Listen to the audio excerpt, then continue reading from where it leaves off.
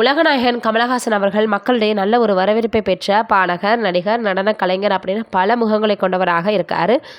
அதோட இப்போ சங்கர் அவர்களுடைய இயக்கத்தில் உருவாகி வரக்கூடிய இந்தியன் 2 படத்தில் நடித்து வந்துட்டுருக்கார். இந்த படத்தை தொடர்ந்து பிரபாஸ் நடிக்கக்கூடிய ப்ராஜெக்ட் கே படத்தில் வில்லனாக நடிக்கிறார். இந்த படத்திற்காக இவர் ரூபாய் 150 கோடி வாங்குவதாக சொல்லப்படுது.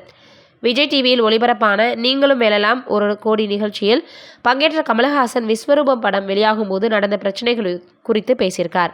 அதில் அவர், விஸ்வரூபம் பிரச்சனையின் போது கோபத்துடன் வந்த என்னுடைய அறைக்குள் சென்று தூங்கிட்டேன்.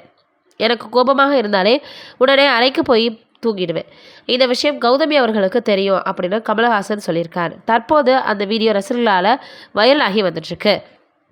கமலஹாசன் அவர்கள் தன்னுடைய மனைவி பிறந்ததுக்கு அப்புறமாக கௌதமி அவர்களோட லிவிங் டுகெதரில் இருந்தார் அப்படின்றது எல்லோருக்குமே தெரியும்.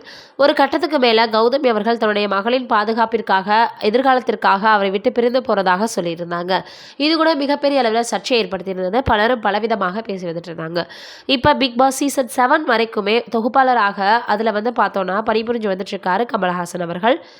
இதையெல்லாம் தாண்டி இன்னமுமே ஹீரோவாக நடிக்கக்கூடிய அளவுக்கு ரசிகர்களிடையே நல்ல வரவேற்பை பெற்ற நடிகராக இருக்கார். உலக நாயகனை இவருடைய நடிப்பை ரொம்ப வியந்து எல்லாருமே இவரை அப்படிதான் அடைமொழியோடு கூப்பிடுவாங்க. பல படங்களில் பலவிதமான கதாபாத்திரங்களில் நடித்து இப்படியும் நடிக்க முடியுமா, இப்படியும் நடிப்பை கொட்ட முடியுமான்னு கேட்கக்கூடிய அளவுக்கு தன்னுடைய நடிப்பால் அனைவரையுமே கவர்ந்துடுவார்.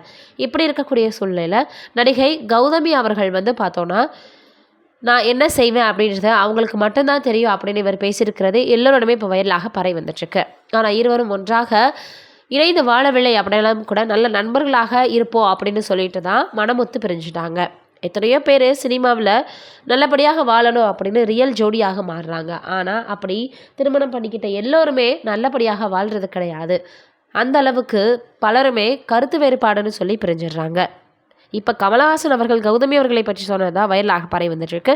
நீங்கள் என்ன நினைக்கிறீங்கன்னு கமெண்ட்டில் சொல்லுங்கள்.